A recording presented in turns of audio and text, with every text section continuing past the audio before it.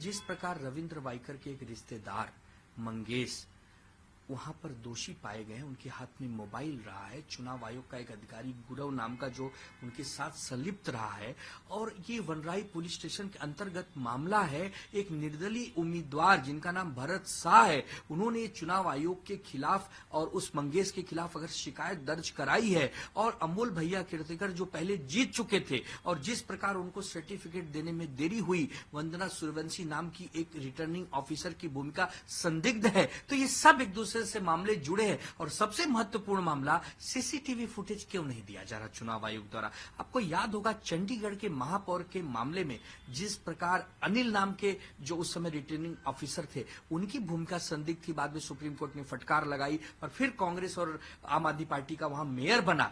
तो क्या ये जो बैलेट पेपर के जो वोटिंग थे वो सुबह होने चाहिए, जो 8 बजे नियम के अनुसार, वो शाम को क्यों हुए। ये सारी विवादास्पद स्थिति ये बता रही है कि उत्तर पश्चिम लोकसभा सीट में जानबूझकर चुनाव आयोग के अधिकारी और चुने हुए कैंडिडेट रविंद्र वाइकर के लोग आपस में मिली भगत करके अमोल भैया कीर्तिकर को 48 वोटों से जानबूझकर हरवा दिया गया है। और ये चुनाव आयोग के प्रति अविश्वास जनता का बढ़ेगा। हमारा कोई लेना देना नहीं, हम तो विपक्ष में, हमारा काम है एक बार आवाज उठाना, लेकिन जनता के सामने अगर चुनाव आयोग निष्पक्ष है, ये अगर साबित नहीं हुआ तो आने वाले समय में लोग विश्वास नहीं करेंगे। पहले भी चुनाव आयोग को कई बार सुप्रीम कोर्ट ने फटकार लगा दी है। अरे ये तो वही सुप्रीम कोर्ट है जो कहती है कि असली राष्ट्रवादी अजीत पवार की और असली शिवसेना एकनाथ शिंदे की है। अब बताइए, ऐसे चुनाव आयोग पर कोई विश्वास करेगा। हम ये नहीं कह रहे कि सारे चुनाव आयोग के अधिकारी गलत हैं, अच्छे लोग भी हैं, ईमानदार ऑफिसर भी हैं, लेकिन अगर एक विशेष सीट पर कोई प्रश्न चिन्ह उठा है तो उसकी जांच होनी चाहिए, निष्पक्ष जांच होनी चाहिए। वंदना सूर्यवंशी से लेके, गुरव से लेके और मंगेश से लेकर और कैंडिडेट से लेकर सबकी जांच होनी चाहिए, सीसीटीवी फुटेज सामने आने चाहिए।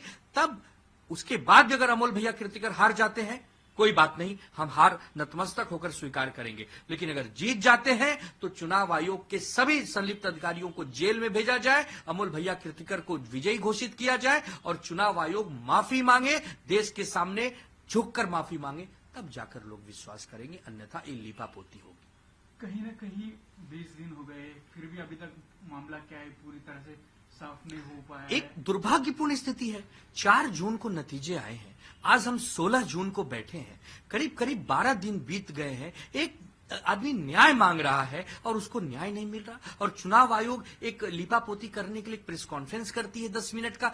10 मिनट के प्रेस कॉन्फ्रेंस से लोग समझ पाएंगे, जब तक इसकी निष्पक्ष जांच नहीं होगी। अब चुनाव आयोग के ऊपर तो सुप्रीम कोर्ट है। अब आप चाहते हैं कि हम सुप्रीम कोर्ट जाएं, तो हम सुप्रीम कोर्ट भी जा रहे हैं, हम सुप्रीम कोर्ट में भी अपनी लड़ाई लड़ेंगे। लेकिन क्या बार बार धक्के खाने के बाद भी, जैसे चंडीगढ़ में महापौर का इलेक्शन रद्द हुआ और फिर चुनकर चुनाव हुआ, क्या आप यही चाहते हैं कि पहले हम हारें, फिर हम धक्के खाएं, फिर हम चुनाव आयोग सुप्रीम कोर्ट जाएं, फिर वहां से न्याय पाएं? तो फिर चुनाव आयोग क्यों है? इसका नाम चुनाव आयोग क्यों है?